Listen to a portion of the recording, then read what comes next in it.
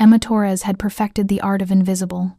At 26 years old, she'd learned to move through rooms like a whisper quiet footsteps on marble floors, careful hands that never knocked over expensive vases, eyes that never made direct contact unless absolutely necessary. It was a survival skill she'd developed over the past 18 months, though not because of her job. The job at the Castellano estate was actually the one place she felt almost safe. Almost. She stood in the supply closet on the second floor of the massive Chicago mansion, rolling down the sleeves of her gray uniform dress until they covered her wrists completely. The bruises were darker today, deep purple fingerprints that wrapped around her left wrist like a bracelet she never asked for. Angry red marks on her right forearm where Marcus had grabbed her last night during another one of his conversations. That's what he called them now. Conversations. As if the difference between talking and violence was just semantics. Emma checked her reflection in the small mirror she kept hidden behind the cleaning supplies. Foundation carefully applied, hair pulled back in a tight bun. Professional, invisible, safe. Professional, invisible, safe. She grabbed her cleaning caddy and headed toward the East Wing offices. It was 6:47 a.m. on a Tuesday, and Dante Castellano would be in his study by now, reviewing whatever business documents demanded his attention before the rest of Chicago woke up. Emma had worked at the Castellano estate for 4 months. In that time, she'd learned the patterns of the household with meticulous precision.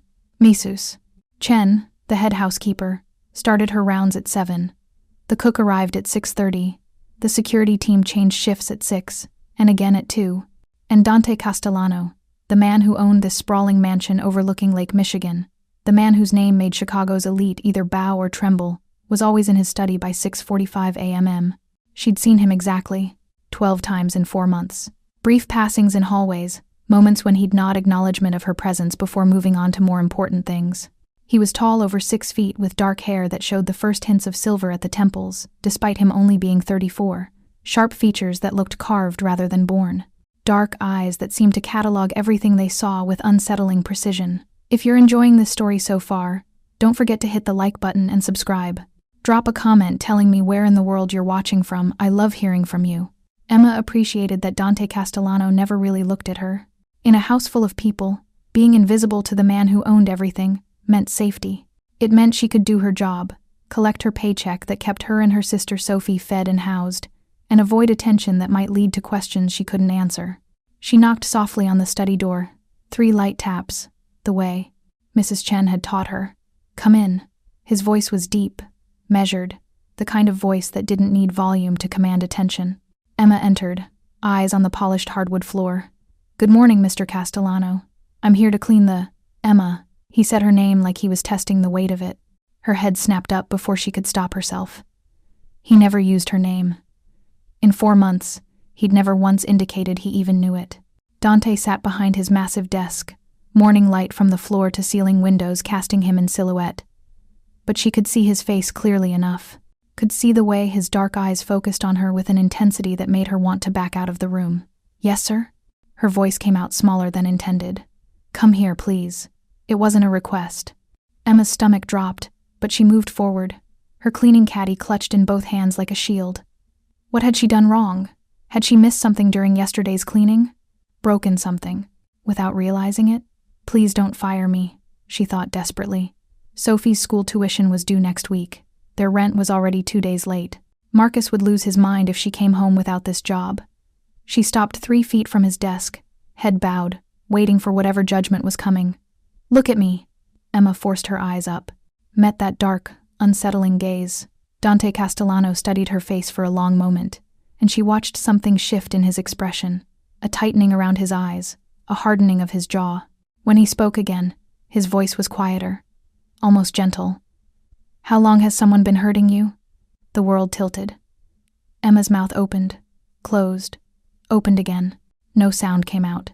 Her mind raced through possible responses, denial, confusion, deflection, all the tools she'd perfected over 18 months of hiding the truth from everyone.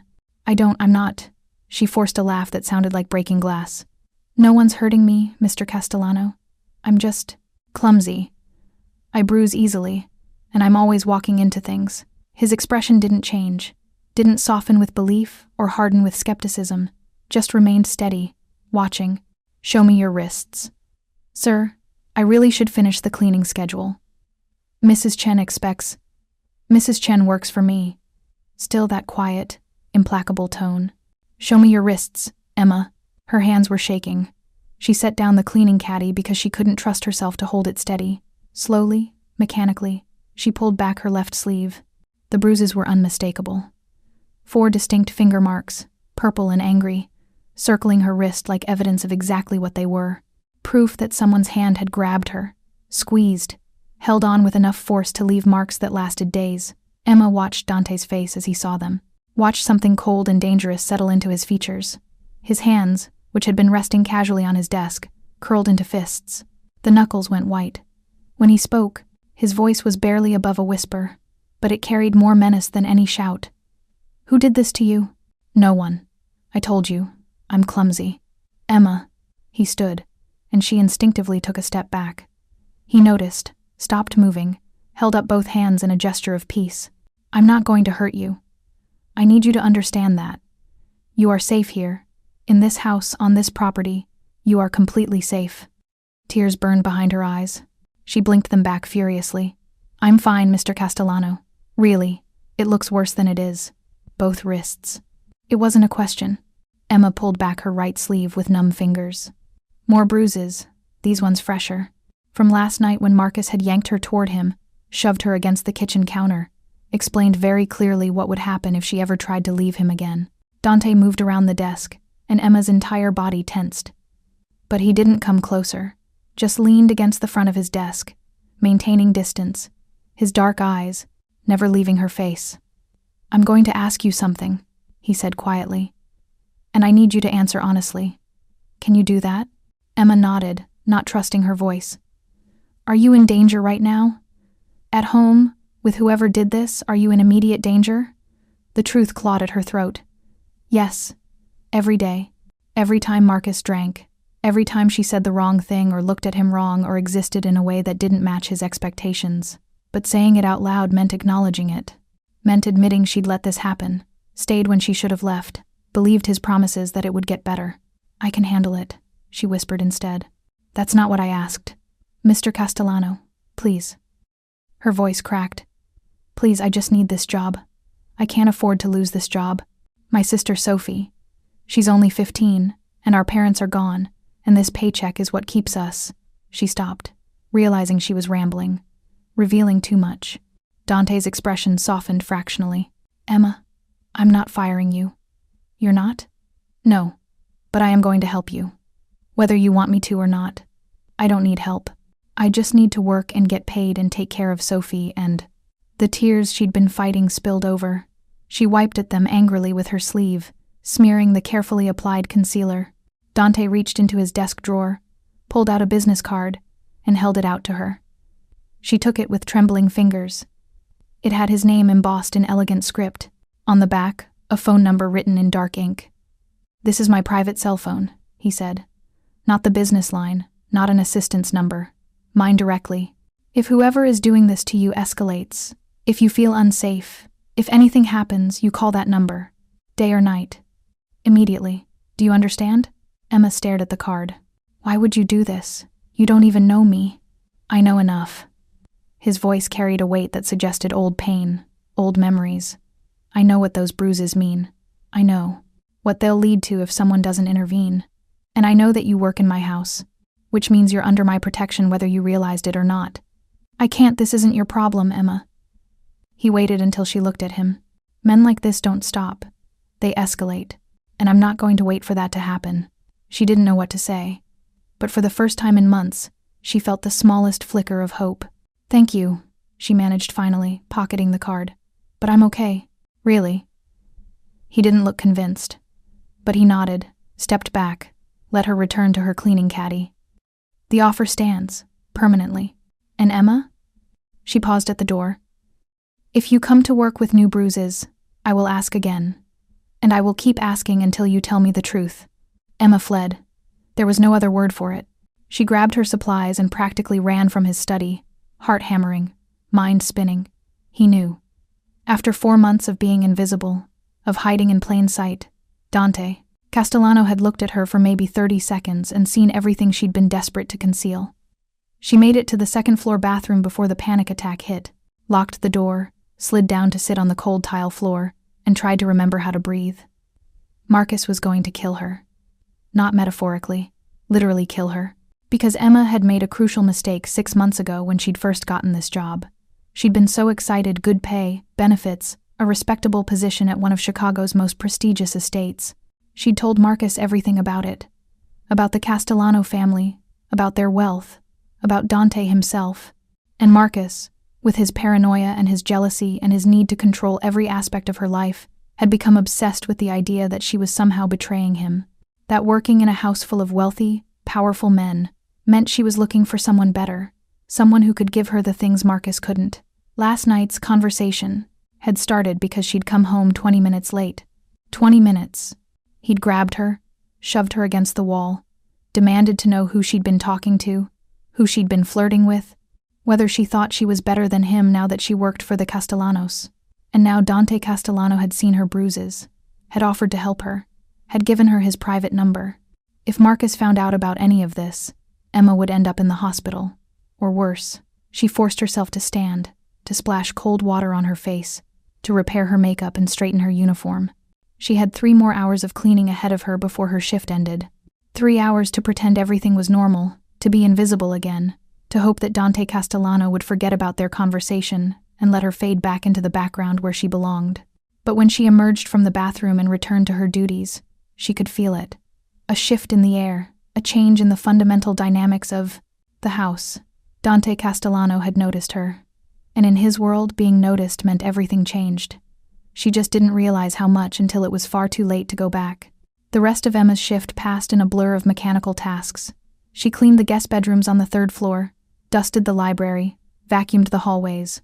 Normal work, familiar routines, but her mind kept circling back to those dark eyes studying her bruises, to the cold fury that had settled into Dante Castellano's features, to the business card burning a hole in her uniform pocket.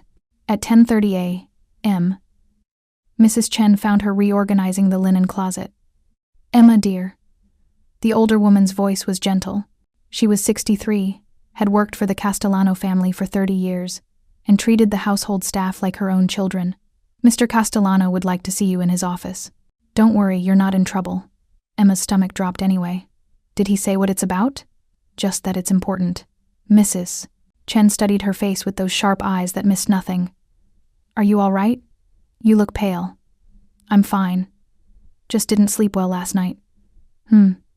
"Mrs." Chen didn't sound convinced, but she didn't push. "Go on, then." "And Emma? Whatever he wants to discuss. Remember that Mr. Castellano is a fair man. He doesn't make decisions without good reason." Emma made her way back down to the 1st floor, each step feeling like walking toward a cliff edge. What could he possibly want now? Had he changed his mind about firing her? Maybe he'd decided having an employee with an abusive boyfriend was too much liability, too much potential drama for his household. She knocked on the study door. The same 3 soft taps. "Come in, Emma." He was standing by the window this time, hands in his pockets, looking out at the manicured gardens that stretched toward Lake Michigan. When she entered, he turned to face her. "Close the door, please." She did, her hands trembling slightly. "Sit down." He gestured to one of the leather chairs facing his desk. Emma perched on the edge of the seat, back straight, hands folded in her lap, ready to hear whatever bad news was coming. Dante moved to sit on the front edge of his desk, the same position he'd taken earlier. Casual, but somehow that made it more intimidating, like he was working to appear less threatening, which meant he knew he was threatening. "I've done some research this morning," he said quietly. "Emma Torres.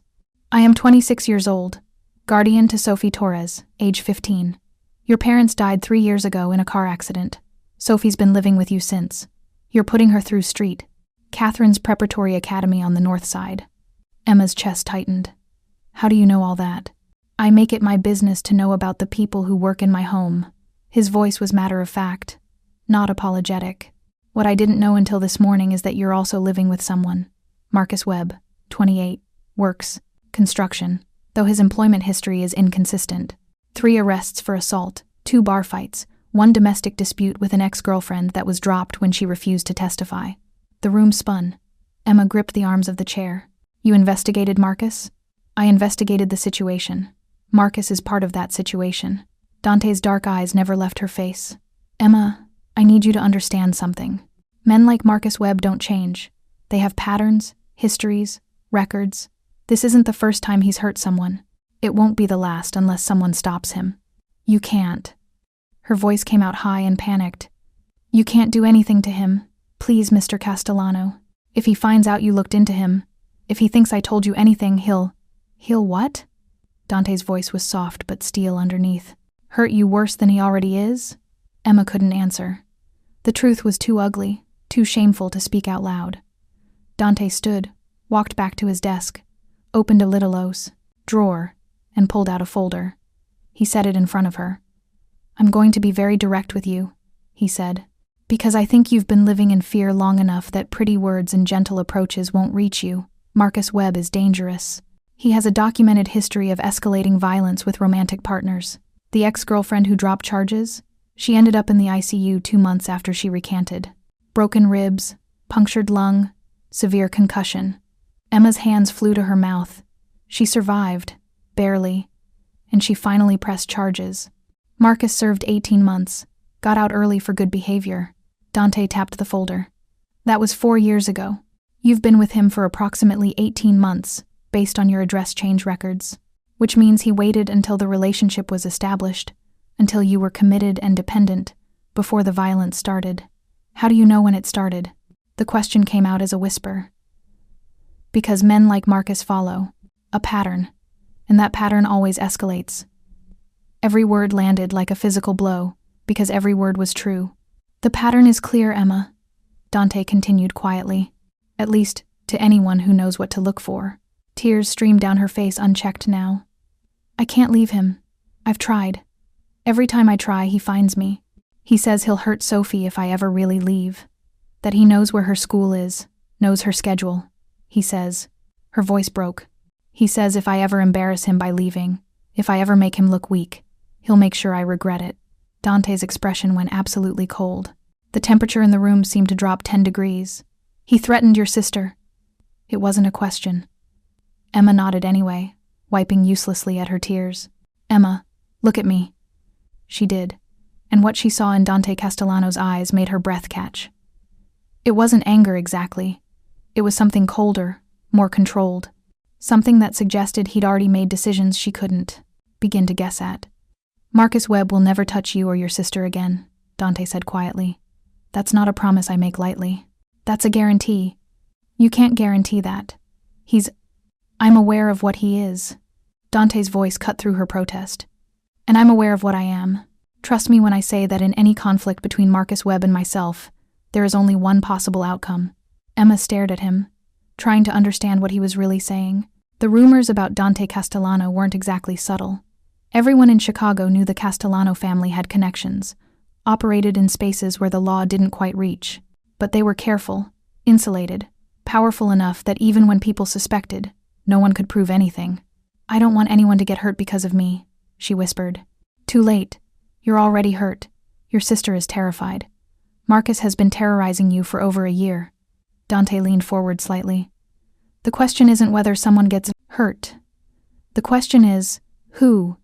And I vote for it not being you. What are you going to do? Right now? I'm going to have one of my people follow you home after your shift. Discreetly, just to make sure you arrive safely. Then I'm going to have a conversation with Marcus. Panic flared hot in her chest. No, you can't talk to him. He'll know I told you. He'll never know you said anything. Dante's voice was absolutely certain. I promise you that. The conversation will seem random, coincidental. A businessman checking in on the associates of his employees. Nothing threatening, nothing that would make him suspicious of you. And then what? He'll just suddenly stop hitting me because you asked nicely? The sarcasm came from some desperate place inside her. Dante smiled, but there was nothing warm about it. I'm not going to ask nicely, Emma. I'm going to make him understand, in terms he can't misinterpret, that you and your sister are under my protection. That touching either of you again would be the last mistake he ever makes. The certainty in his voice should have frightened her. Instead, for the first time in 18 months, Emma felt something that might have been hope. Why? The question burst out before she could stop it. Why do you even care? I'm just a housekeeper." Dante was quiet for a long moment. "Because I know what happens when no one intervenes. And I have the power to stop it." His voice carried old pain. "That has to mean something." The study fell silent. Outside, Emma could hear birds in the garden, the distant sound of Chicago traffic, normal sounds of a normal day, but nothing about this moment felt normal. "I can't make this decision for you," Dante said finally. "If you tell me to back off, to leave this alone, I will. I'll protect you here at work, make sure Marcus never sets foot on this property. But I won't interfere in your personal life if you don't want me to." Emma thought about Sophie, about finding her sister crying in her bedroom last week, too scared to tell Emma what was wrong, about the way Marcus had started paying more attention to Sophie lately, making comments about how she was growing up, how pretty she was getting, about the cold dread that had settled in Emma's stomach when she realized what those comments might mean. "I want him gone," she whispered. "I want him out of our lives. I want Sophie to be safe. I want to stop being afraid every time I hear footsteps in the hallway. Then he's gone." The simplicity of the statement hung in the air between them. "What if he comes back?" Emma asked. "What if your conversation doesn't work?" Dante stood, walked back to the window, and looked out at his empire. "Then I'll have a different kind of conversation. One that's significantly more permanent." Emma should have been horrified, should have protested, should have insisted on doing this legally, properly, through restraining orders and police reports and systems designed to protect people like her. But she'd tried that route, had filed a report once, after Marcus had given her a black eye she couldn't hide. The officer who'd taken her statement had been sympathetic but frank. Without extensive evidence, without witnesses, with Marcus's cleanish record and his smooth explanations, there was nothing they could do. They'd asked if she wanted to press charges. She'd said yes. Marcus had been arrested, spent one night in jail, and been released when his lawyer argued insufficient evidence. He'd come home the next day with flowers and apologies and barely controlled rage. That was the night she'd learned what restraining orders were really worth paper that couldn't stop fists. She'd never called the police again. "Okay," Emma said quietly. "Help me, please." Dante turned back from the window. "Pack a bag for you and Sophie. Essential items only, things you can't replace. My driver will pick you both up after her school lets out. You'll stay here tonight, in the guest wing, safe, secure, away from Marcus. He'll come looking for us. I'm counting on it." That cold smile again. "Because when he shows up demanding to know where you are, I'll be the one to tell him exactly how things are going to be from now on." Emma stood on shaking legs. "Mr. Castellano, Dante, if we're doing this, if I'm protecting you, you should probably use my first name. Dante." The name felt strange on her tongue. "Thank you. Don't thank me yet. This is going to get complicated before it gets better. Marcus won't accept losing control easily. There will be threats, escalation, probably violence directed at someone." His dark eyes held hers. "But it won't be directed at you or Sophie. That I guarantee." Emma nodded, turned to leave, then paused at the door. "Your mother, did she recover? After your father? She's alive. Safe. Lives in a house I bought for her with security I pay for. She still flinches at loud noises sometimes, still has nightmares, but she's not afraid anymore. Not really." He paused. "You'll get there too, Emma. I promise you that." She left his study with his business card in one pocket and the beginning of hope in her chest. It felt fragile, dangerous, like something that could shatter if she examined it too closely. But it was there. For the first time in 18 months, Emma Torres felt like maybe, just maybe, there was a way out of the nightmare her life had become. She just didn't realize yet how high the cost would be before she finally found freedom. The next 3 hours passed in a haze of carefully controlled panic. Emma finished her shift on autopilot, her mind spinning through logistics and fears and the 1,000 ways this could go catastrophically wrong. She texted Sophie during her lunch break, keeping the message deliberately vague. Something came up. "Mr. Castellano's driver will pick you up after school today. Don't worry, everything's fine. Just trust me. I love you." Sophie's response came too, minutes later.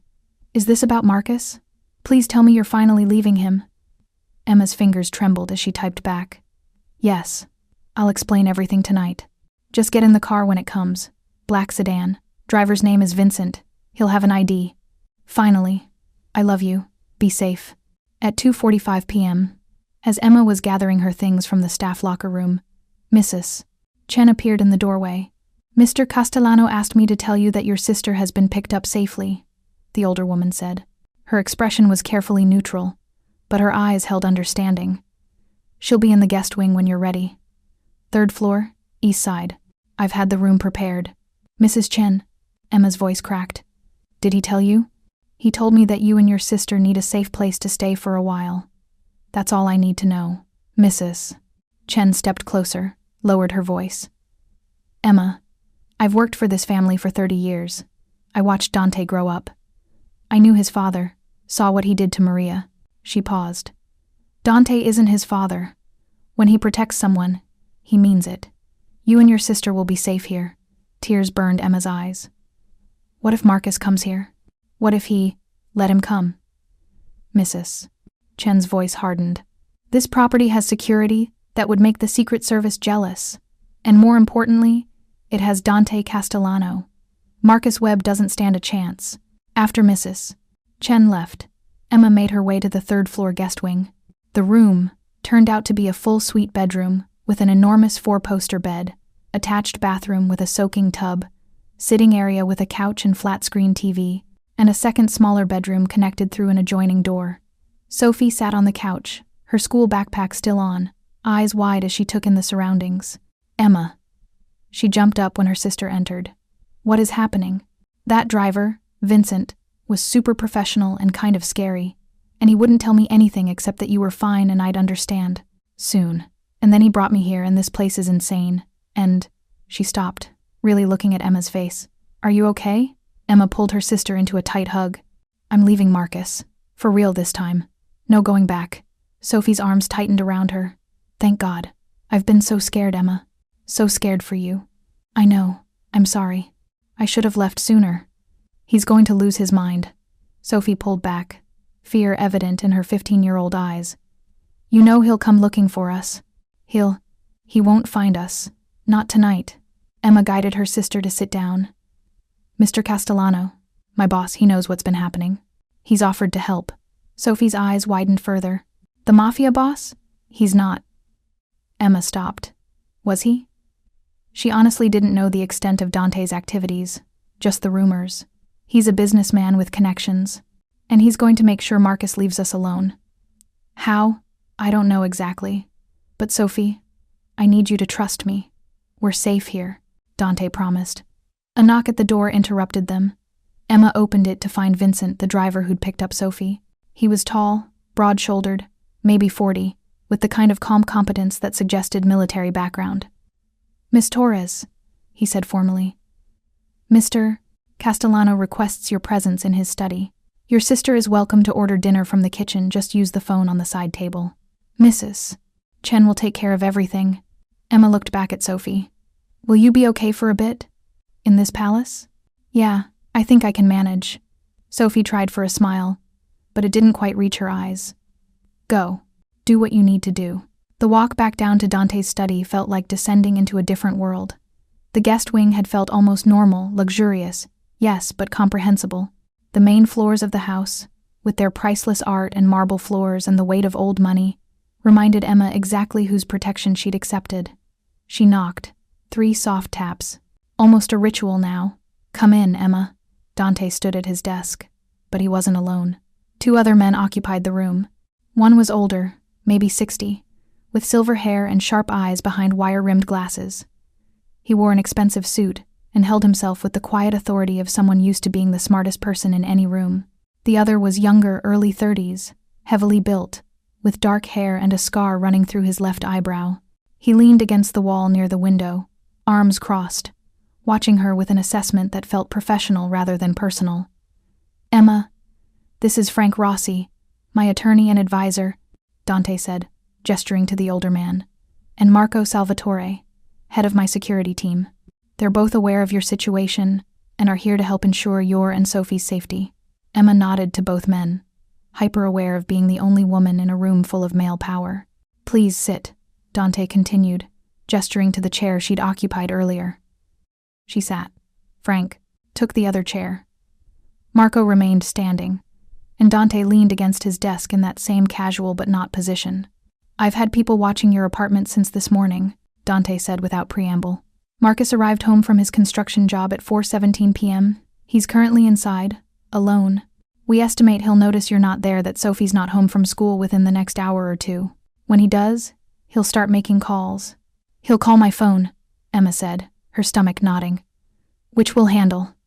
Frank's voice was measured, calm. Emma, I need to ask you some questions. They may be uncomfortable, but we need to understand the full scope of the situation. Can you do that? She nodded. How often does Marcus become violent? Emma forced herself to think clinically, to separate emotion from facts. 2-3 times a week. More if he's been drinking. Has he ever used weapons? He's threatened to. Once with a knife. But he didn't actually. Has he ever threatened to kill you? The bluntness of the question stole her breath. Yes. Multiple times. Has he ever attempted to strangle you? Emma's hand went unconsciously to her throat. Twice. Once last month, once 3 months ago. She watched Dante's knuckles go white where his hands gripped the desk edge. Marco's expression didn't change, but something dangerous flickered in his eyes. Has he ever threatened Sophie directly? Frank continued, his tone never changing, never judging. He says if I leave, he'll hurt her. That he knows where her school is, knows her schedule. Last week Emma's voice dropped to a whisper. Last week he said Sophie was getting prettier. That she'd be a woman soon. The way he said it, enough. Dante's voice cut through the room like a blade. Frank, I want a full legal brief on protective orders, stalking laws, everything we can use against him. Marco, I want 24-hour surveillance on Marcus Webb. Every move, every call, every person he contacts. Already in motion, Marco said. We've got 2 teams rotating. He won't take a breath without us knowing. Dante turned back to Emma. Your phone. May I see it? She handed it over without question. He scrolled through it briefly, then looked at Frank. 53 calls from Marcus over the past 2 weeks. 37 text messages. Dante read a few, his expression darkening with each one. These are textbook harassment. Controlling behavior. Threats masked as concern, guilt manipulation. He handed the phone to Frank, who photographed several screens with his own device. This is evidence, Frank explained to Emma. If we need to pursue legal channels, these messages establish a pattern of controlling and threatening behavior. If you're hooked on this story, make sure to subscribe and turn on notifications so you never miss an upload. Your support means everything and helps me bring you more emotional stories like this one. Emma's phone buzzed in Dante's hand. All 4 of them looked at the screen. Marcus calling. Don't answer, Dante said, but there was a question in his tone. Unless you want to. It might actually be useful to hear what he says when he realizes you're gone. Emma's finger hovered over the decline button, then shifted to accept. She put it on speaker. Where the hell are you? Marcus's voice exploded from the device. No greeting, no pretense of civility. I've been home for an hour and you're not here. Sophie's not here. You better have a damn good explanation. Emma opened her mouth, but Dante held up a hand, shook his head. He mouthed. Let him talk. Emma, I know you can hear me. This is exactly the kind of disrespectful shit I'm talking about. You know you're supposed to be home when I get here. You know Sophie's supposed to be home. Where are you? A pause, then his voice dropped to something more dangerous. Are you with someone? Is that what this is? You fucking around on me? Dante's eyes never left Emma's face, watching her reaction. You have 10 minutes to get home, Marcus continued. 10 minutes or I'm calling the cops and reporting Sophie as a runaway. See how you like it when child services gets involved. See how you like explaining to them why you can't take care of a 15-year-old. The threat landed like a physical blow. Sophie was Emma's entire world. The idea of losing her to the system, of Marcus using the authorities against them. Dante took the phone from Emma's shaking hand. When he spoke, his voice was calm, almost pleasant. Mr. Webb, this is Dante Castellano. Emma works for me. Silence on the other end. Then, who the fuck are you? Emma's employer. She and her sister are currently on my property, and they'll be staying here tonight. I'm calling to inform you as a courtesy. Courtesy? You kidnapped my girlfriend and... I didn't kidnap anyone, Dante interrupted smoothly. Emma came here of her own free will. Sophie was picked up from school with Emma's permission. Everything is completely legal and above board. I don't care who you think you are. Marcus's voice was rising. Emma belongs to me. Tell her to get her ass home right now, or... Or what, Marcus? Dante's tone never changed, but the temperature in the room dropped. Or you'll hurt her? Like you've been doing for 18 months? Like you did last night when you gave her those bruises on her wrists? More silence. Emma could practically hear Marcus's mind working, trying to figure out how much this stranger knew, how much danger he was in. I don't know what she told you, Marcus finally said, but Emma's clumsy. She falls a lot. And she's dramatic, makes everything into a bigger deal than it is. I've seen the bruises, Marcus. I know exactly what they are. Dante pushed off the desk, began pacing slowly. So here's what's going to happen. You're going to leave Emma and Sophie alone. Completely alone. No calls, no texts. No showing up at her workplace or Sophie's school. You're going to move on with your life and forget they exist. Marcus laughed, but it sounded forced. And if I don't, then you'll discover I'm significantly less patient than the Chicago Police Department, and significantly more effective at ensuring people follow directions. Are you threatening me? I'm explaining consequences. There's a difference. Dante stopped pacing, looked at the phone in his hand. Emma and Sophie are under my protection now. That means something in this city. Ask around if you don't believe me. Ask what happens to people who hurt what's mine. She's not yours. She's... Dante ended the call. The study was silent for 3 long seconds. That could have gone better, Frank observed dryly. Or worse, Marco added. At least now he knows she's got protection. Some guys, that's enough to make them back off. Marcus Webb isn't some guys, Dante said, handing Emma back her phone. He's going to escalate. He'll show up here. Probably tonight. And when he does, we'll be ready. Emma found her voice. You just made yourself a target. You know that, right? Marcus has friends, guys he works with. Guys from the neighborhood. They're not organized like whatever you are. But they're dangerous. Violent. Let them come. Dante's expression was absolutely cold. Emma, I need you to understand something. In my world, reputation matters more than almost anything else. If word gets out that someone hurt a woman under my protection and I did nothing, I look weak. Weak gets you killed in my business. So this is about your reputation? She couldn't keep the bitterness from her voice. No. He moved closer, crouched down so they were eye level. This is about stopping a predator before he kills you. The reputation is just a convenient excuse that lets me do it without anyone questioning my motives. Frank cleared his throat. We should discuss practical arrangements. Emma, you and Sophie will stay in the guest wing for now. How long depends on how this situation develops. I'm preparing paperwork for a restraining order, though given Marcus's history, we both know it's mostly symbolic. What about my things? Emma asked. Our clothes, Sophie's schoolwork, my nursing textbooks, everything's at the apartment. I'll have a team retrieve your belongings tomorrow, Marco said. They'll pack everything essential. You can make a list of priorities. Marcus will be there. Not if he's here. Marco smiled, but it wasn't friendly. We'll wait until he's occupied. The plan was forming, Emma realized. These men had done this before, not this exact situation. Maybe, but something similar. Protected someone, neutralized a threat, handled problems that normal people took to the police. I should check on Sophie, Emma said, standing. She's probably worried. Of course. Dante stood as well. Vincent will escort you back upstairs. And Emma, your phone will ring again tonight. Multiple times probably. Don't answer. Let Marcus leave. Voicemails, send texts. Everything is evidence. She nodded, started to leave, then turned back. When Marcus comes here, and he will come here, what are you going to do to him? The 3 men exchanged glances. Finally, Dante answered. Whatever's necessary. You don't need to know more than that. I think I do. If you're going to... She couldn't say the word. If you're going to do something permanent, I need to know. I need to be able to live with it. Dante studied her face for a long moment. I'm not going to kill him, Emma. Not unless he forces my hand by trying to hurt you or Sophie. But I am going to make him understand that his life as he knows it is over. That touching you again means consequences he can't imagine. He paused. Is that enough information? It had to be. Because Emma was too tired, too scared, too desperate for this nightmare, to end to question the methods of her salvation. Yes, she whispered. That's enough. Sophie was watching TV in the sitting room when Emma returned, but she muted it the moment her sister entered. Well? Sophie asked. What's the plan? Are we staying here forever? Going into witness protection? Fleeing the country? Despite everything, Emma found herself smiling slightly. Nothing that dramatic. We're staying here for a few days while Mr. Castellano handles things with Marcus.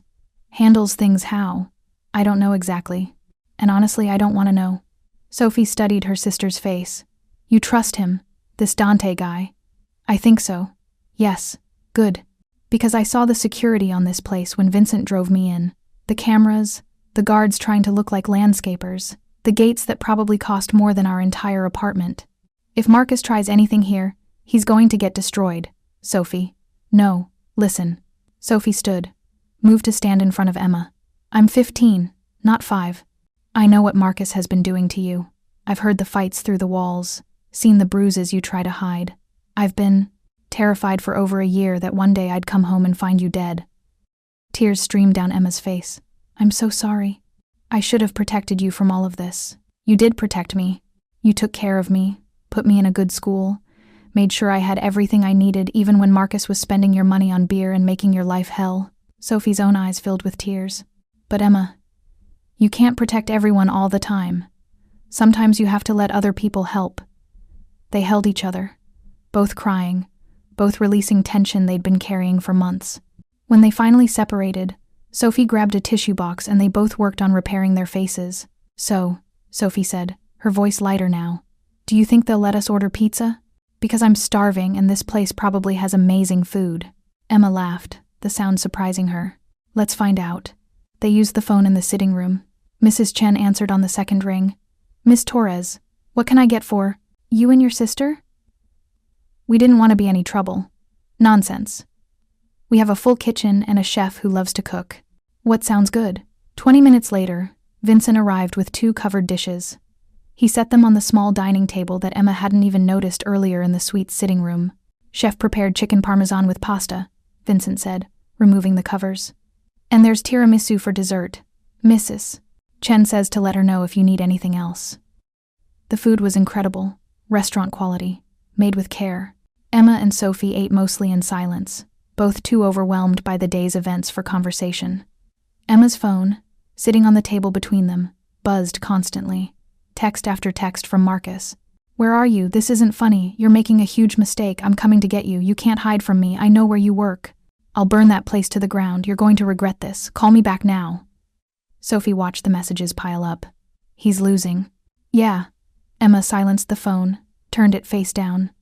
Dante said not to answer. That everything is evidence. Evidence for what? I don't know. A restraining order, maybe? Though those didn't work before.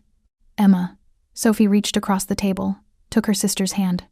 What if Marcus finds a way in here? What if he... A knock on the door interrupted her. Both sisters jumped. Vincent's voice came through. Miss Torres, Mr. Castellano asks if you could come downstairs. There's been a development. Emma's stomach dropped. What kind of development? He'd prefer to explain in person. Sophie squeezed her hand. Go. I'll be fine here. These doors lock, right? Right. Emma stood on shaky legs. Vincent, can you stay with my sister while I'm gone? Of course, miss. Emma followed Vincent back down to Dante's study, her mind spinning through possibilities. Had Marcus done something? Gone to the police? Contacted a lawyer? Shown up at the gates?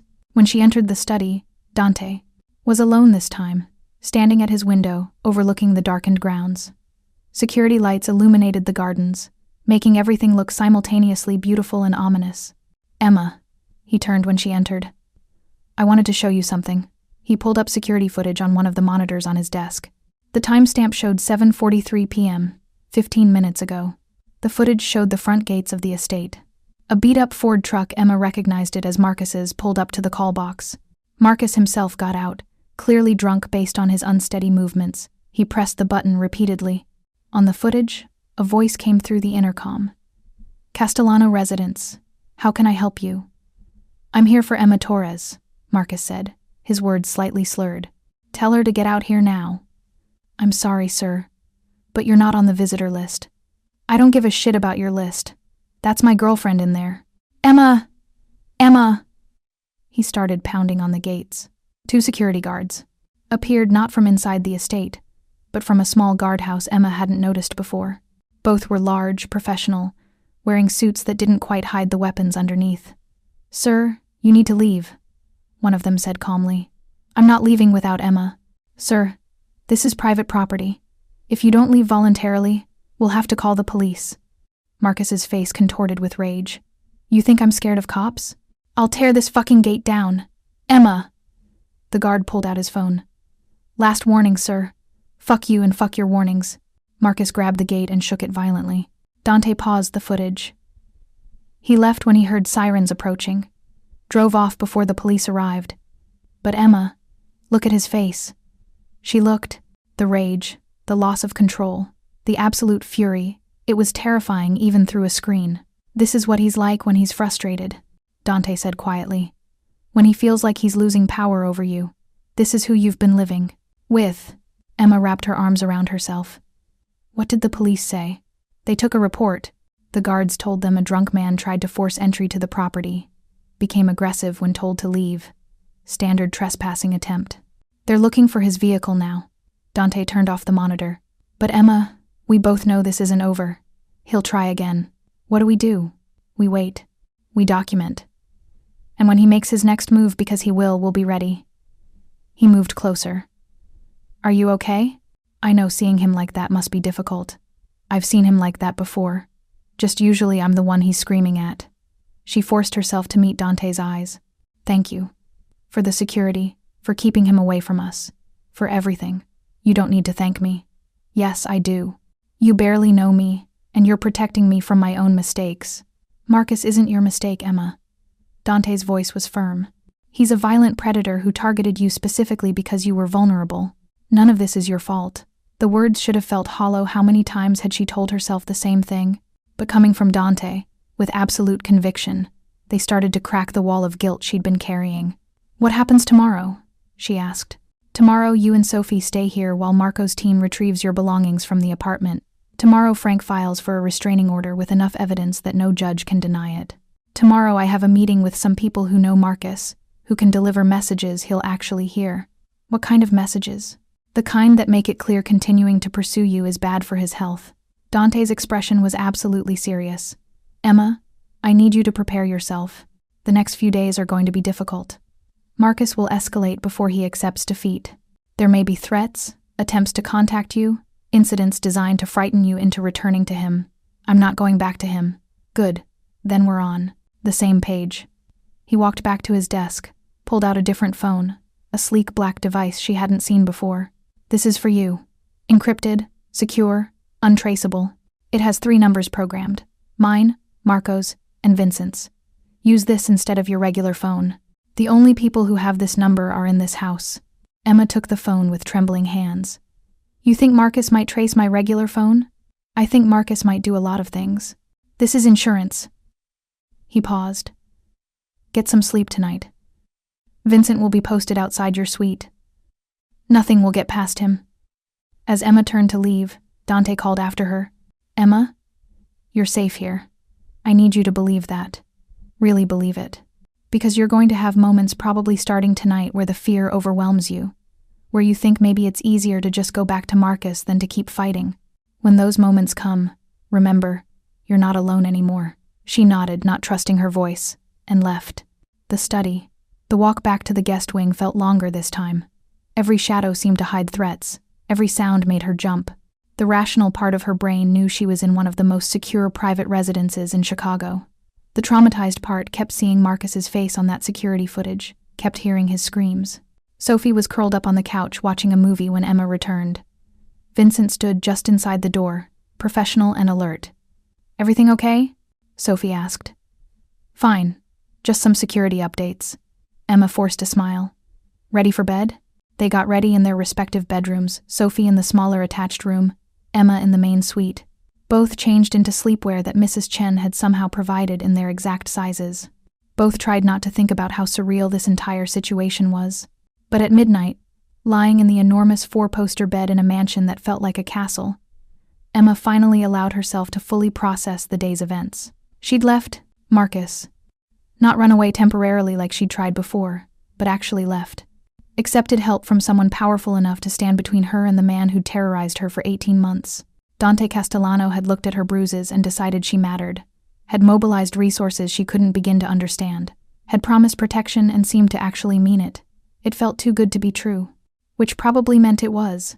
Emma's new encrypted phone buzzed on the nightstand. A text from an unsaved number. Get some sleep. Tomorrow we start building your new life. Dante. She stared at the message for a long time before responding. Thank you. For everything. His reply came immediately. You're under my protection now. That's not a temporary arrangement. Good night, Emma. She set the phone down, pulled the luxury sheets up to her chin, and for the first time in over a year, fell asleep without fear. Emma woke to sunlight streaming through floor-to-ceiling windows and the disorienting sensation of not knowing where she was. For 3 seconds, she panicked this wasn't her apartment, wasn't the bed she shared with Marcus, wasn't anywhere familiar. Then memory crashed back. The Castellano estate. Safety. Freedom. She grabbed her phone, the encrypted one Dante had given her. 7:23 a.m. No messages. The silence felt almost unnatural after 18 months of waking to Marcus's demands. His texts about what he wanted for breakfast. His complaints about her not being awake to serve him. A soft knock on the door made her sit up. Come in. Vincent entered carrying a tray. Good morning, Miss Torres. Mrs. Chen thought you might like breakfast in your room. Your sister is still sleeping. The tray held coffee, fresh fruit, scrambled eggs, and toast. Real breakfast, not the hurried cereal she usually managed before rushing out the door. Thank you, Vincent. She accepted the tray, setting it on her lap. Has there been any activity? Overnight? Marcus Webb drove past the property twice, 3 a.m. and 5:30 a.m. He didn't stop, just slowed down both times. We have it on camera. Vincent's expression remained neutral. Mr. Castellano is in his study whenever you're ready to see him. After Vincent left, Emma ate slowly, trying to ground herself in this new reality. Through the windows, she could see the estate's grounds, manicured gardens, a tennis court, what looked like a greenhouse in the distance, wealth beyond anything she'd ever experienced, and somehow she was a guest here, protected by it all. Her old phone, the one Marcus had the number for, sat on the nightstand where she'd left it. 47 missed calls, 63 text messages. She didn't need to read them to know what they said. Threats, apologies, manipulation, rage. The cycle she'd lived through dozens of times. But this time was different. This time she wasn't alone. Sophie emerged from her room around 8, hair disheveled, eyes still heavy with sleep. Is this real? Or did I dream yesterday? It's real. Emma poured her sister coffee from the carafe Vincent had left. How are you feeling? Honestly? Sophie collapsed onto the couch. Relieved. Terrified. Guilty for feeling relieved. It's a lot. I know. Emma. Sophie's voice went serious. What's the plan long term? We can't live here forever. I have school. You have work well. You work here. But still. And Marcus isn't just going to disappear because we're hiding in a mansion. I don't know yet. But Dante said he'd handle it. And you trust him? Emma thought about those dark eyes studying her bruises, about the cold fury in his voice when he'd learned about the threats to Sophie, about the security footage showing him standing between her and Marcus's rage. Yeah, she said finally. I think I do. At 9 a.m., Emma made her way down to Dante's study, leaving Sophie under Vincent's watchful eye. The house felt different in daylight, less ominous, more like the home it actually was. She passed staff members who nodded politely, maintenance workers who stepped aside to let her pass. Everyone treated her with respect that felt almost excessive. Dante was on the phone when she knocked, but he waved her in immediately. I don't care what his union rep says, Dante was saying, his voice cold and controlled. Marcus Webb was drunk on a construction site yesterday. Multiple witnesses. He's a liability, and liability gets people killed. Fire him. Today. He listened for a moment then. Sam, I've been doing business with your company for 8 years. We've moved how much steel through your contracts? Millions of dollars. Are you really going to protect one drunk foreman over that relationship? Another pause. Dante's expression didn't change, but something dangerous flickered in his eyes. Good choice. Make sure it's handled by noon. He ended the call, set the phone down, and turned his full attention to Emma. Good morning. How did you sleep? Better than I have in months. She settled into the now familiar chair across from his desk. Were you just getting Marcus fired? Yes. He can't harass you at your workplace if he doesn't have a workplace to leave from. Dante pulled up something on his computer. Marco's team is at your apartment now. They're packing everything on the list you provided. Should be done within the hour. What if Marcus comes back while they're there? He won't. We've been tracking his location all morning. He's currently at a bar on the south side, drinking away his unemployment. Dante's voice carried no sympathy. By the time he realizes his apartment has been cleared out, your belongings will be safely here. Emma's chest tightened. You're moving us in here? Permanently? For now. Until we find you a secure apartment in a building with proper security. Somewhere Marcus can't access, can't watch, can't terrorize you from the parking lot. He leaned back in his chair. Unless you'd prefer to stay here. Long term. The guest wing is yours for as long as you need it. I can't impose like that, Emma. He cut her off gently. You're not an imposition. You work for me, which makes you my responsibility. And even if you didn't, what Marcus has been doing to you isn't something I can ignore. Before Emma could respond, her old phone buzzed in her pocket. She pulled it out, saw Marcus's name, and her hand started shaking automatically. Answer it, Dante said. Put it on speaker. I want to hear what he says. She accepted the call with trembling fingers. Hello? Finally! Marcus's voice exploded from the device, slurred and furious.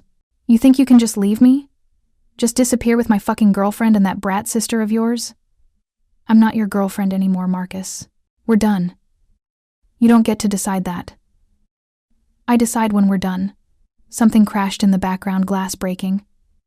And we're not done until I say we are. You hear me? Dante held up a hand, signaling Emma to stay quiet. Let Marcus talk. I went to that mansion last night. Marcus continued.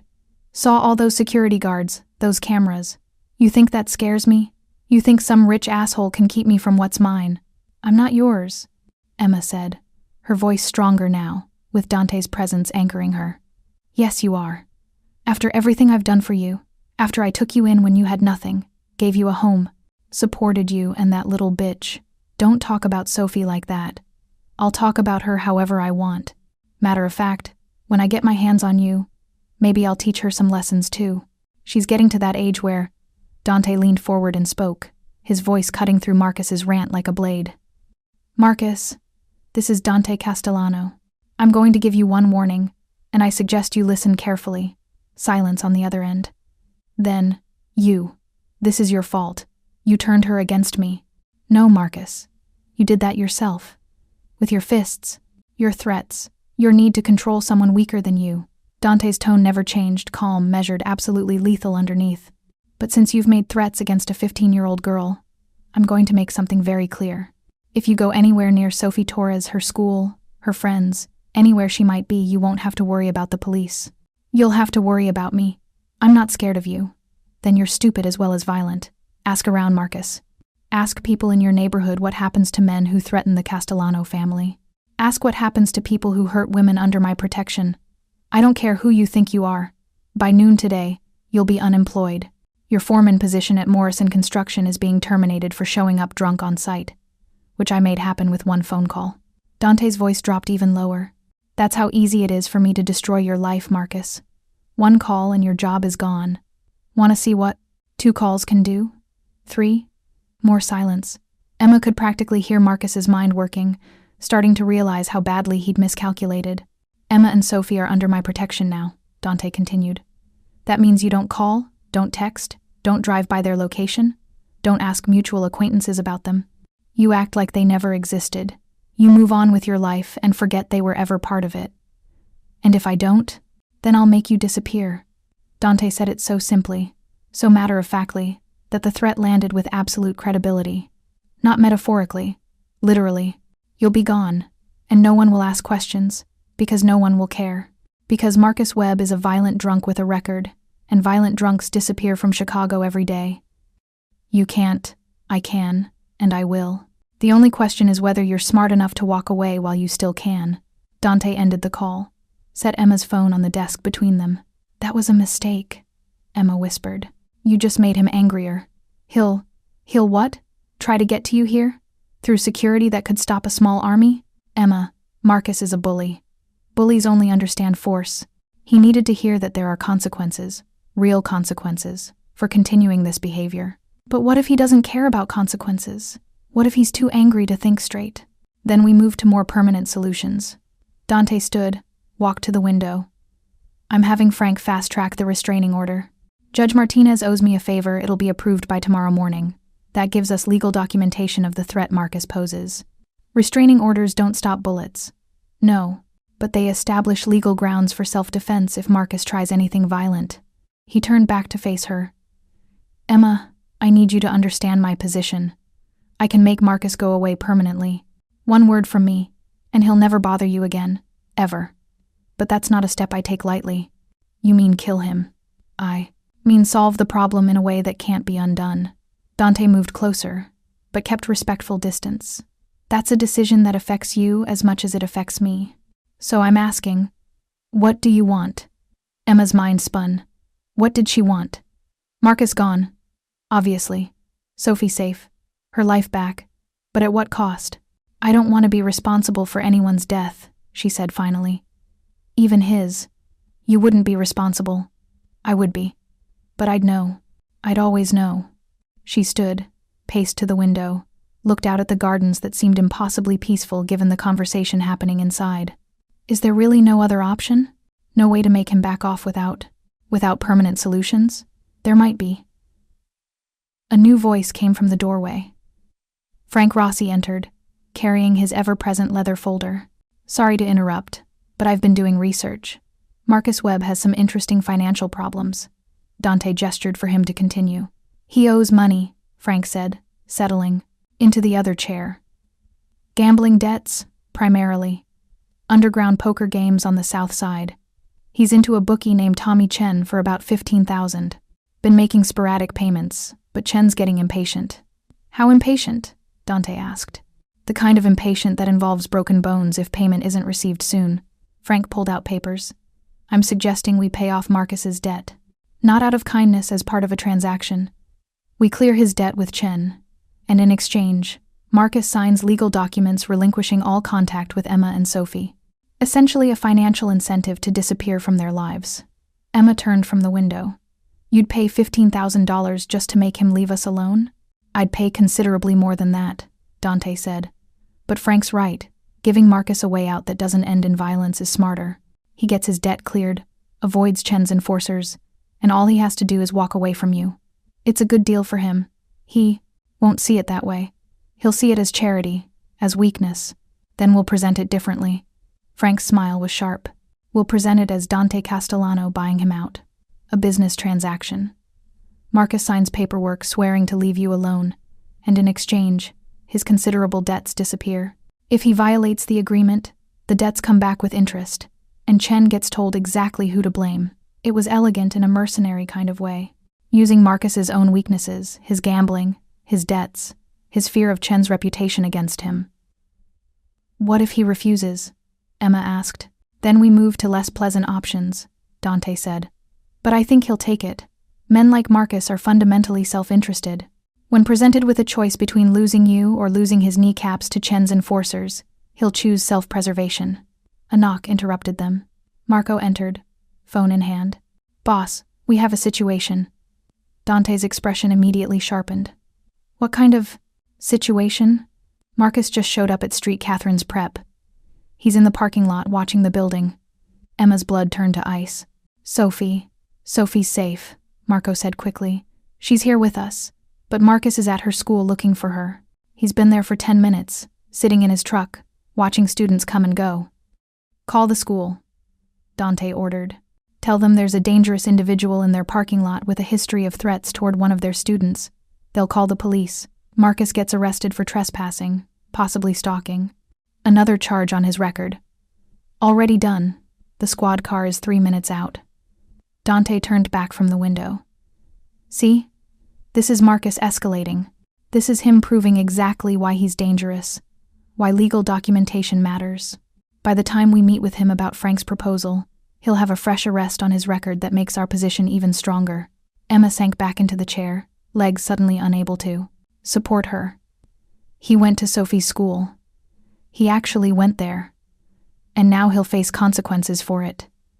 Dante's voice was firm. Emma, I know this is frightening. But every stupid thing Marcus does makes our case stronger. The restraining order, the criminal charges, the pattern of harassment, it all works in our favor. If this story is resonating with you, please take a second to hit the like button and share it with someone who needs to hear this message of hope. Your support helps me create more stories like this one. Thank you for being here. What if he decides legal consequences don't matter? What if he just... She couldn't finish the sentence. He won't get the chance. Marco pulled up something on his phone, showed the screen to Dante. Police just arrived. They're approaching his vehicle now. They watched the security footage together. Marco had somehow hacked into the school's parking lot cameras. 2 patrol cars pulled up on either side of Marcus's truck. 4 officers approached, hands near their weapons. Marcus, drunk and stupid, tried to drive away. Got maybe 10 feet before one of the patrol cars blocked his path. The officers pulled him from the truck, and within seconds he was face down on the pavement, hands being cuffed behind his back. Drunk in public, trespassing, attempted evasion, probably driving under the influence, Frank listed calmly. That's a minimum 48 hours in county lockup, possibly more if the judge is feeling strict, which gives us 48 hours to prepare, Dante said. Frank, draw up the agreement. Make it ironclad Marcus stays away from Emma and Sophie forever, or his debts come back with interest, and he faces charges for violating a legal contract. Marco, set up a meeting with Tommy Chen. Tell him we're prepared to buy out Marcus's debt as a business arrangement. What about Emma and Sophie? Marco asked. They stay here, under full security, until this is resolved. Dante turned to Emma. I know you're scared. That's reasonable. But Marcus just made a crucial mistake. Tate Zada Schroeder. He's in custody. His behavior is documented, and he's giving us exactly the ammunition we need to bury him legally. Emma watched the screen as officers hauled Marcus to the patrol car. He was screaming something. She couldn't hear the audio, but she could see the rage contorting his features. What if he makes bail? She asked quietly. He won't. Not for 48 hours minimum, and by then, we'll have our agreement ready. Dante crouched down beside her chair, so they were eye level. Emma, look at me. She did. Marcus Webb's power over you came from isolation, from making you believe you had nowhere to turn, no one who would protect you. That's over now. You're not isolated. You're not alone. And every stupid thing he does, showing up drunk at your sister's school, making threats, violating basic laws, just proves exactly why you need protection. I'm so tired, Emma whispered. Tired of being God. Afraid. Tired of looking over my shoulder. Tired of wondering when the next explosion will come. I know. But you're almost through it. Just a little longer. That afternoon, while Marcus sat in county lockup, Marco's team delivered Emma and Sophie's belongings. Box after box. Everything they owned fitting into 2 trips from a moving van. Their entire lives, reduced to cardboard containers in a stranger's guest wing. Sophie helped unpack, both sisters working in silence. When they found the photo album from before their parents died, images of happier times, family vacations, ordinary moments, Sophie finally broke down. I miss them, she sobbed. Mom and Dad. They would have never let Marcus hurt you. Dad would have. I know. Emma held her sister tight. I know. I'm sorry I didn't do more. I should have called someone, told a teacher, done something. You were a kid, Sophie. 13, 14 years old. This was never your responsibility. But I knew. I knew and I felt so helpless. They cried together, mourning not just their parents but the innocence Marcus had stolen, the sense of safety that had died slowly over 18 months of accumulated trauma. When they finally separated, both exhausted from emotion, Sophie wiped her eyes and tried for a smile. At least we're out now, right? At least that part's over. Yeah, Emma agreed. At least that part's over. But as she said it, her encrypted phone buzzed.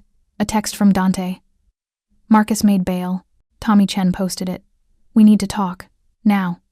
Emma's stomach dropped. Sophie, stay here with Vincent. I have to go downstairs.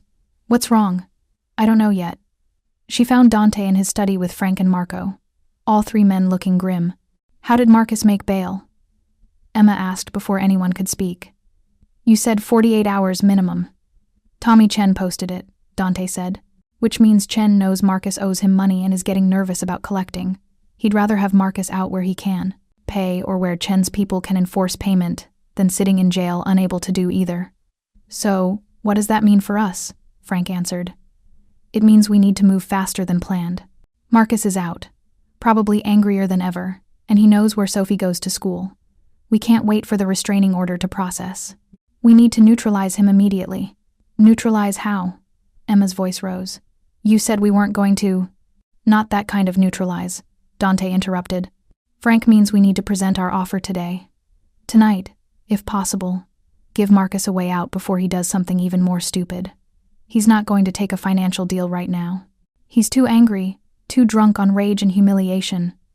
Which is why I'm not giving him a choice. Dante's voice went cold. Marcus has 48 hours to accept our terms, or I turn him over to Chen with information about where he's been spending his money instead of paying his debts. Let Chen's enforcers handle the problem. Emma stared at him. You'd do that? Just hand him over to be tortured? If it keeps you and Sophie safe? Absolutely. No hesitation, no remorse, just cold calculation. Emma, I know you want to believe there's a clean solution here. Some way to resolve this without violence or threats or morally gray decisions. But Marcus forfeited his right to clean solutions when he put his hands around your throat. When he threatened a 15-year-old girl, when he showed up drunk at her school today. So we're just going to threaten him into submission? No. Dante stood, moved around his desk. We're going to offer him a way out that benefits him financially while removing him from your life. If he's smart, he'll take it. If he's not, he'll face consequences of his own making. And if he tries to hurt us first, before you can make your offer, he won't get close enough. Marco pulled up something on his tablet, showed Emma the screen. We've upgraded security around Sophie's school. 2 of our people will be on campus whenever she's there, disguised as maintenance. We've also notified the administration that Marcus is dangerous. Showed them the police reports. They're taking it seriously. The tablet showed photos of Street Catherine's prep, the entrances, the parking lot, sight lines, and potential vulnerabilities. Someone had done a complete security analysis. You'll have security whenever you leave the property, Dante continued. Just until this is resolved. Emma nodded, too exhausted to argue. She wanted to argue, wanted to insist there had to be another way.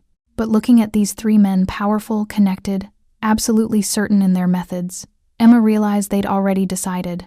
This was happening whether she agreed or not. When do you meet with him? She asked finally. Tonight, 9 p.m., neutral location. Frank has already reached out through Marcus's lawyer. His lawyer? Public defender from his arrest today. We told him we have a settlement offer regarding harassment charges. Marcus agreed to hear us out. Frank's smile was thin. He thinks we're worried about a lawsuit, that we're going to pay him to go away quietly. Aren't you? We're paying his debts, which is different. And in exchange, he signs away all rights to contact you or Sophie, ever. Legal, binding, with consequences that don't involve the court system if he violates it. Frank's expression hardened. Marcus thinks he's getting paid to leave you alone. Actually, he's signing his life over to Tommy Chen's mercy if he ever comes near you again. It was ruthless, manipulative. Exactly the kind of gray area dealing that Emma had spent her whole life avoiding.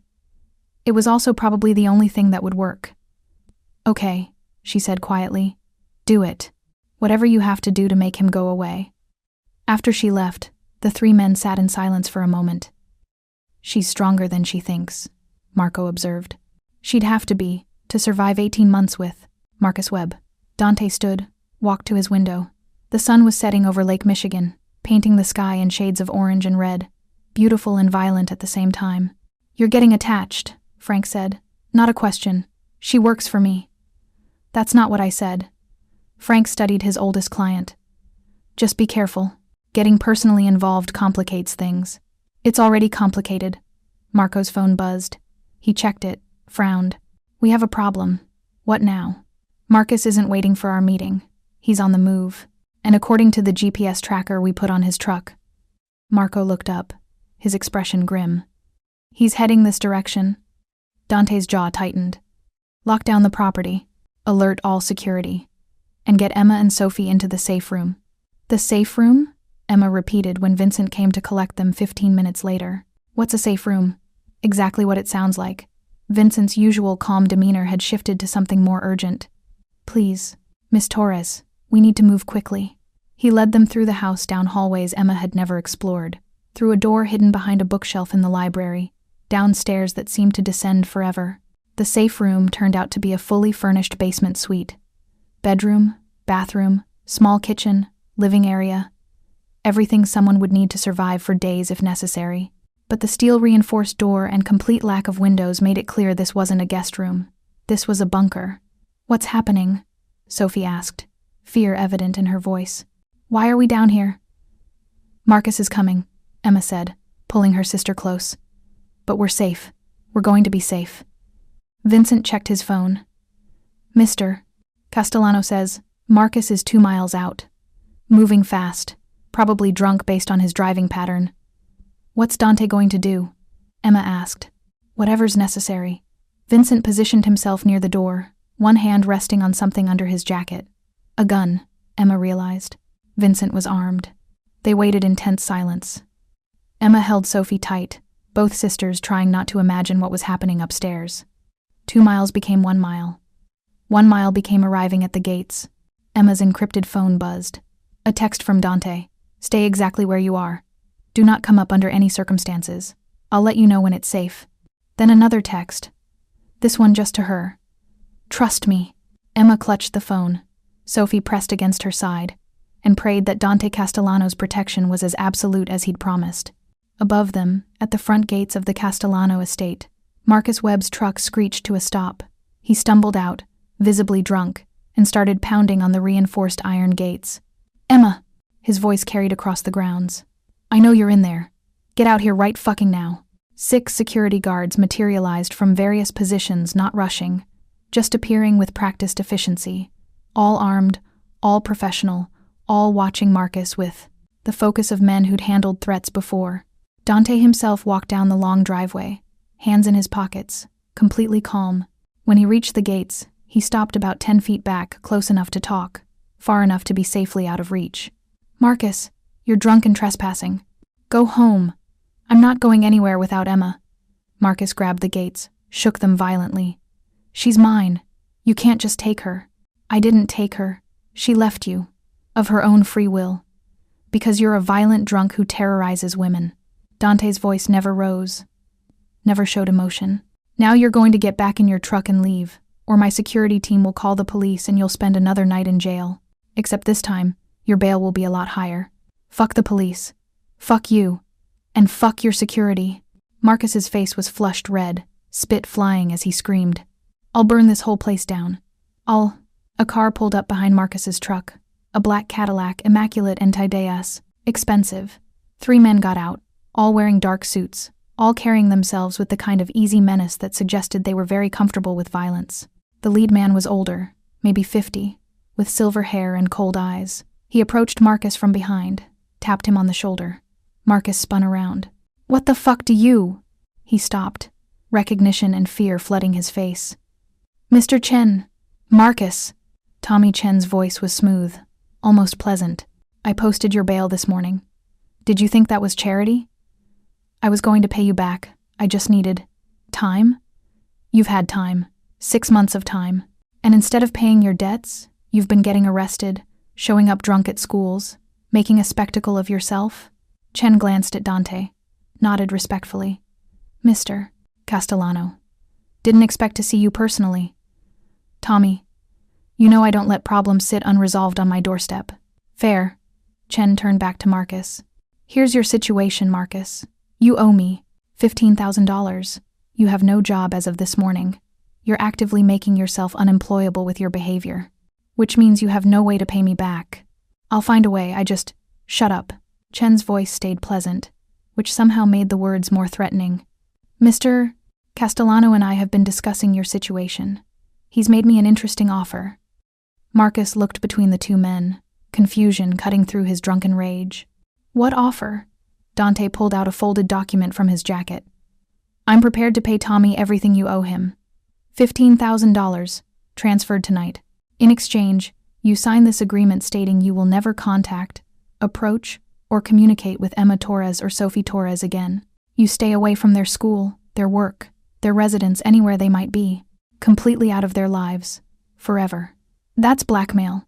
That's business," Chen corrected. "Mr. Castellano is offering to solve both our problems. I get paid, You get your debt cleared, and those women get safety.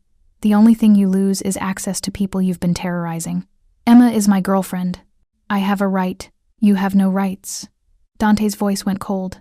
You lost those when you put your hands around her throat, when you threatened a child, when you made it your life's work to terrorize someone half your size. I love her. You don't know what love is. Dante took a step closer to the gate, his dark eyes boring into Marcus. Love doesn't leave bruises. Love doesn't isolate and control and destroy. You don't love Emma, you possess her. Or you did, until she found the courage to leave. Marcus's face contorted with rage. I'm not signing anything. You can't make me. Actually, I can. Chen's pleasant tone never wavered. See, if you don't sign, your debt stays active. And I'm a patient man, but I have a reputation to maintain. People need to know that debts to Tommy Chen get paid, one way or another. He gestured to his two companions. Both men opened their jackets slightly, revealing weapons. So here's what's going to happen, Chen continued. You're going to sign Mr. Castellano's agreement, tonight, right now, and your debt disappears. Or you're going to refuse, and my associates here are going to take you somewhere quiet and explain exactly what happens to people who don't pay me back. Your choice, Marcus. This is insane. I'm calling the police. Feel free. Dante pulled out his phone. I'll save you the trouble. I'll call them myself. Tell them there's a drunk man threatening to commit arson, violating bail conditions, trespassing on private property. See how that works out for you. Marcus looked around wildly at Dante's security team, at Chen's enforcers, at the impenetrable gates keeping him from Emma. The reality of his situation finally seemed to penetrate his drunken brain. If I sign, the debt is really gone? All of it? All of it. Chen confirmed. Paid. In full. You'll walk away with clean finances and the ability to keep all your limbs intact. But I can never see Emma again. That's correct. Dante's voice carried absolute finality. You act like she never existed, and in exchange, Tommy doesn't break every bone in your body, and I don't use my connections to make sure you never work in Chicago again. Seems like a good deal for someone in your position. Marcus's hands shook from alcohol withdrawal, from rage, from the crushing realization that he'd lost. What if I say no? Then I go to Plan B, Dante said quietly. And trust me, Marcus, you don't want Plan B. The threat hung in the air. Everyone present understood what Plan B meant. Marcus Webb would simply disappear, his body found weeks later in some industrial area, another unsolved homicide in a city that had seen thousands. Fine. The word came out like a sob. Fine, I'll sign your fucking papers. Frank Rossi appeared from one of the security vehicles, carrying the agreement and a notary stamp. They conducted the signing right there at the gates, Marcus scrawling his name with shaking hands, Chen and Dante witnessing. Frank notarizing it all with practiced efficiency. When it was done, Dante held up the signed document. This is legally binding, Marcus. If you violate it, if you call Emma, text her, drive past her apartment, show up at her sister's school, the debt comes back instantly with 20% interest. And Tommy will be informed immediately. Seems fair, Chen agreed, accepting a phone transfer confirmation from Dante. $15,000. Debt cleared. He looked at Marcus with something almost like pity. Go home, Marcus. Sober up. Find a new job, a new girlfriend, a new life. Forget Emma Torres ever existed. Marcus stood there swaying, the fight finally gone out of him. I loved her, he said quietly. No, Dante replied. You owned her. There's a difference. Chen and his men got back in their Cadillac and drove away. Marcus stumbled to his truck, climbed in, and sat there for a long moment before finally driving off. Dante watched him disappear into Chicago traffic, the signed agreement still in his hand. Marco appeared at his side. Think he'll respect it? For a while. Fear is a powerful motivator. Dante turned back toward the house. But we'll keep surveillance on him. If he so much as Googles Emma's name, I want to know about it. And if he violates the agreement? Dante's expression went absolutely cold. Then we stop being civilized about it. In the safe room, Emma's phone finally buzzed with the message she'd been waiting for. It's over. Marcus signed the agreement. He's gone. You're safe. She showed the message to Sophie, and both sisters collapsed against each other, crying with relief so profound it felt physical. When they finally made their way back upstairs, Vincent escorting them through the maze of corridors, they found Dante in his study, pouring himself a drink. He looked tired in a way Emma hadn't seen before, like the evening's events had cost him something beyond just money and time. Is it really over? Emma asked from the doorway. Yes. He turned to face her. Marcus signed a legally binding agreement to never contact you again. His debts are paid, and if he violates the agreement, Tommy Chen's enforcers will handle him. You paid $15,000 to make him go away. I'd have paid considerably more. He set down his glass. Emma, Sophie, you're both safe now. Really, truly safe. Marcus has no legal power over you, no financial leverage, and every incentive to stay far away. Sophie, emboldened by relief, stepped forward. Thank you, Mr. Castellano, for everything. You saved us. You saved yourselves by having the courage to ask for help. He smiled slightly. I just provided the resources. After Sophie left to call her friends, finally able to tell them she was okay, Emma lingered. What happens now? She asked. Now you start. Rebuilding. New apartment with real security. Restraining order filed with the courts. Sophie continues school without fear. You continue working here if you want, or find something else if you prefer. Dante moved closer. Your life is yours again, Emma. No one controls it but you. The weight of those words hit her. Her life. Hers. For the first time in 18 months, maybe longer, she could make choices without fear of violence, could exist without constantly monitoring someone else's mood, could breathe without checking over her shoulder. I don't know how to do that, she whispered. Be just. Me. Without fear. You'll learn. It takes time. He reached out, gently tucked a strand of hair behind her ear. The gesture was intimate but not possessive, kind without expectation, and you don't have to figure it all out tonight. For now, just rest. Be safe. Let yourself process that you're finally free. Emma nodded, turned to leave, then paused. Dante, what you did, tonight scaring Marcus, paying off Chen, the whole thing, was it legal? He smiled, but it didn't quite reach his eyes. Does it matter? I guess not. She met his gaze. Thank you, for saving me when I couldn't save myself. You saved yourself, Emma. You just needed someone to hold the door open while you walked through it. After she left, Dante poured another drink and stood at his window watching Chicago's lights. Somewhere out there, Marcus Webb was nursing his anger and his humiliation. Somewhere, Tommy Chen was splitting Dante's payment with his associates. Somewhere, the machinery of a city continued its indifferent rotation. And in his house, under his protection, Emma Torres slept without fear for the first time in over a year. It wasn't a fairy tale ending. There would be nightmares, therapy, the long process of healing from trauma. Marcus might violate the agreement eventually. Life would continue with its complications and its difficulties. But tonight, at least, Emma was safe. And Dante Castellano had kept his promise. 3 weeks later, Emma stood in her new apartment in a secure building on the north side of Chicago. 2 bedrooms, modern kitchen, actual natural light, security cameras in the hallways, a doorman who screened all visitors, proximity to Sophie's school and Emma's work. It was perfect. Sophie emerged from her bedroom, backpack ready for school. You know this place costs more than we could ever afford, right? Dante's company owns the building. He's giving us a discount on rent. By discount, you mean he's paying for it. Sophie. I'm not complaining. Sophie held up her hands.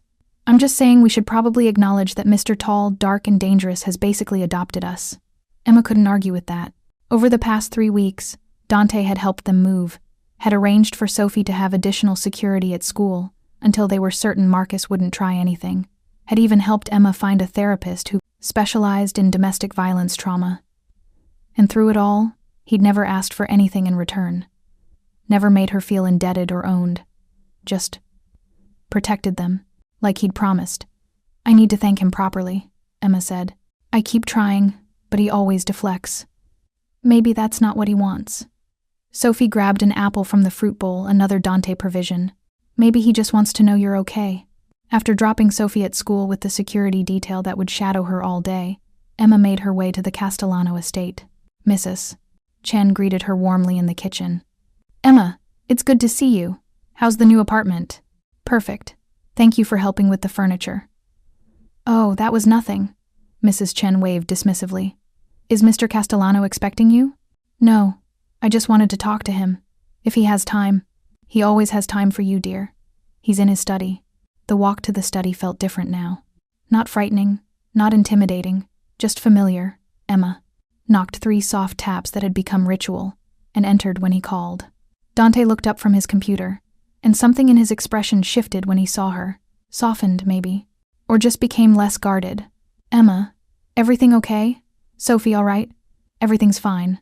Better than fine, actually." She settled into the chair across from his desk, the one that felt like hers now. "I wanted to talk to you. Really talk, not just thank you for the 1,000th time. You don't need to thank me.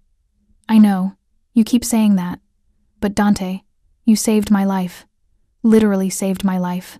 Marcus would have killed me eventually. We both know that." She leaned forward. "So I need you to let me say this, please." He nodded, sat back, gave her space to speak. 3 weeks ago, I was terrified every minute of every day. I couldn't sleep without nightmares, couldn't eat without anxiety, couldn't make plans for the future because I genuinely didn't believe I'd survive to see it. Emma's voice stayed steady despite the emotion behind it. "And now I have an apartment I feel safe in. Sophie is thriving at school. I'm starting therapy to process everything. I'm rebuilding my life. That's good. That's what was supposed to happen. It's happening because you intervened. Because you looked at my bruises and decided I mattered enough to protect." She paused. "Why? Really why?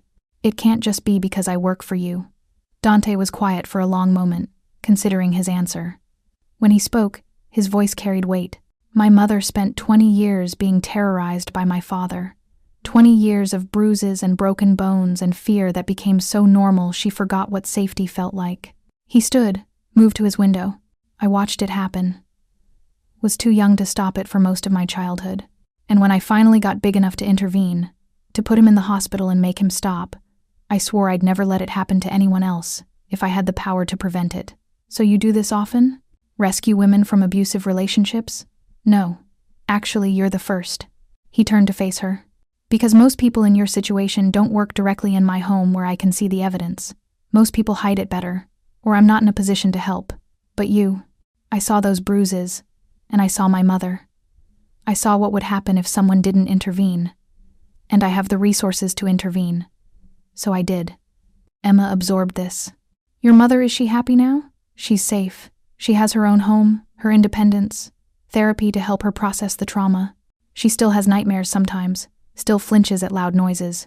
But she's not afraid anymore. Not really." He moved closer. "You'll get there too.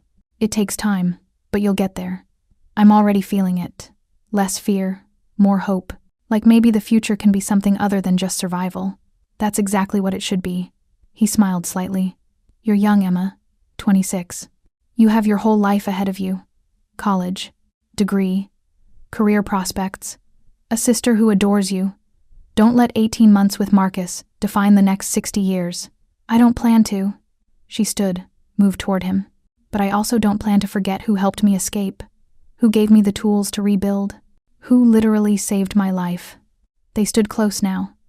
Close enough that Emma could see the flecks of gold in his dark eyes, close enough to feel the warmth radiating from him. "Emma," his voice had gone lower, almost warning. "I'm not a good man. The things I've done, the business I run, I'm not someone you should get close to." "You're a good man who does complicated things," she corrected. "There's a difference." "Is there?" "Yes." She reached out, took his hand. "A bad man would have ignored my bruises. A bad man wouldn't have cared if Marcus killed me. A bad man wouldn't have spent $15,000 and countless hours making sure a housekeeper and her teenage sister were safe." "Emma, I'm not saying I'm in love with Brader.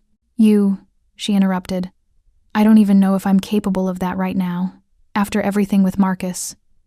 But I am saying that you matter to me, that I trust you, that you've shown me more genuine kindness than anyone else in my life over the past year." Dante looked at their joined hands, then back at her face. "What are you asking for?" "Permission to stay in your life. Not as a housekeeper, I know I can't really work here anymore, not with everything that's happened, but as a friend. As someone who understands what you did for me and wants to be there if you ever need someone to return the favor. I don't need. Everyone needs someone, Dante. Even you." He was quiet for a long moment. Then slowly he squeezed her hand. "All right," he said finally. "Friends. But Emma, my world is dangerous. Being close to me, even as a friend, puts you at risk. There are people who would hurt you to get to me. I survived Marcus. I think I can handle your world. She smiled. Besides, I have excellent security now. Some overprotective businessman arranged it. He laughed, actually laughed, the sound warm and genuine. You're going to be trouble, aren't you? Probably. She released his hand, stepped back. But good trouble. The kind that makes life interesting. I have enough interesting in my life, thank you. Too bad. You're stuck with me now. As Emma left his study head high, smile genuine, fear finally beginning to fade, Dante watched from his window. She walked across his grounds like she owned them, like she'd finally remembered she had value beyond what someone else assigned to her.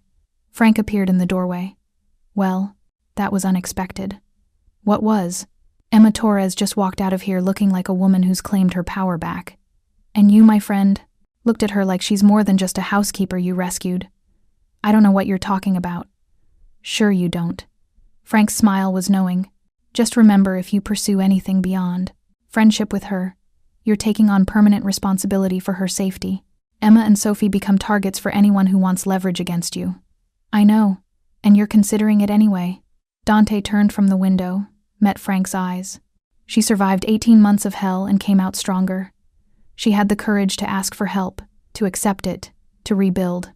That kind of strength is rare, Frank. Worth protecting. Worth loving? I didn't say that. You didn't have to. Frank moved toward the door, paused. Just be careful, Dante. Your mother's situation with your father taught you to protect. Make sure it doesn't also teach you to confuse protection with possession. Emma just escaped one man who thought he owned her. Don't become another. After Frank left, Dante stood alone in his study, thinking about Emma's hand in his, about the trust in her eyes, about the future that was starting to take shape. Frank was right to be cautious. Getting involved with Emma beyond the protection he'd already provided would complicate everything, would make her a permanent target, would mean taking responsibility for her happiness as well as her safety. But watching her walk out of his house today, finally free of fear, finally herself again, Dante realized he wanted to see that every day, wanted to be part of her rebuilding, her healing, her rediscovery of who she was beyond Marcus Webb's victim. It was selfish, possibly dangerous, definitely complicated. He picked up his phone, texted Marco, maintained security around Emma and Sophie indefinitely. I want to know if anyone so much as looks at them wrong. Marco's response came immediately. Already on it, boss. They're covered. Dante pocketed his phone and returned to work.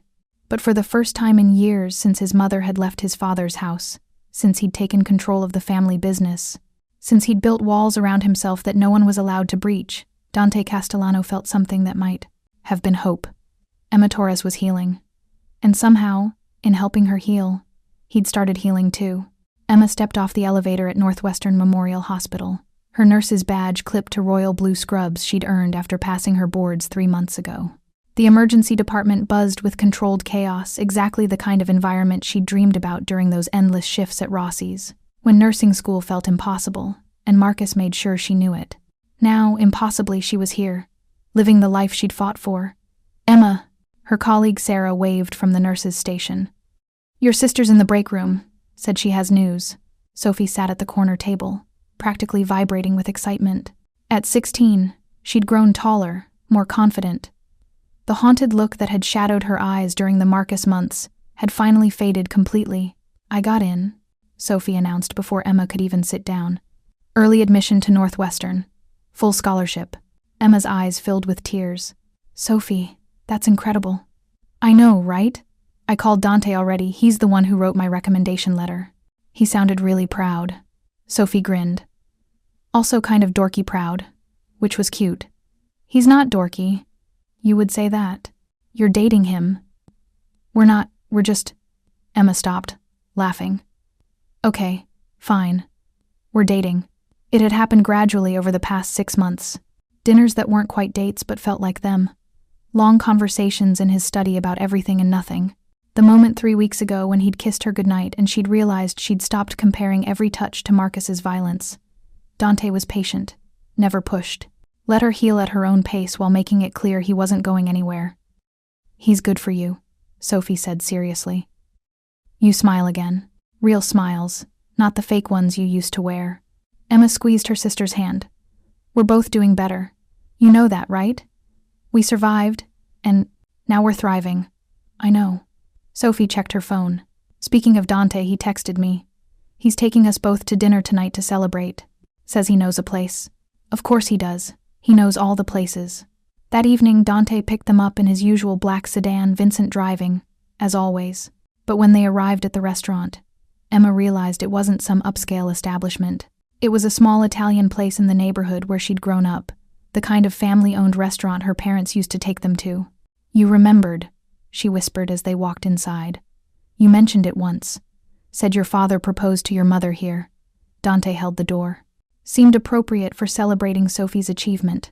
Over pasta and wine, Sophie got sparkling cider and complained good-naturedly they talked about the future. Sophie's college plans, Emma's career trajectory in emergency medicine, Dante's continued efforts to make his business fully legitimate, which he was closer to achieving every day. "To new beginnings," Dante said, raising his glass. "To family," Sophie added, smiling at both of them. "To survive," Emma finished. "And to the people who make it possible." Their glasses clinked together, and Emma looked around the table at her sister, thriving and whole. At the man who'd saved them both and somehow become essential to their lives. At the future that stretched ahead, finally free of fear. Marcus Webb was a memory now. Distant, fading, powerless. And Emma Torres was finally, completely, beautifully free. She was home. Thank you so much for watching until the end. If you loved this story, check out the other videos on your screen now. I think you'll really enjoy them. And don't forget to subscribe if you haven't already. See you in the next story.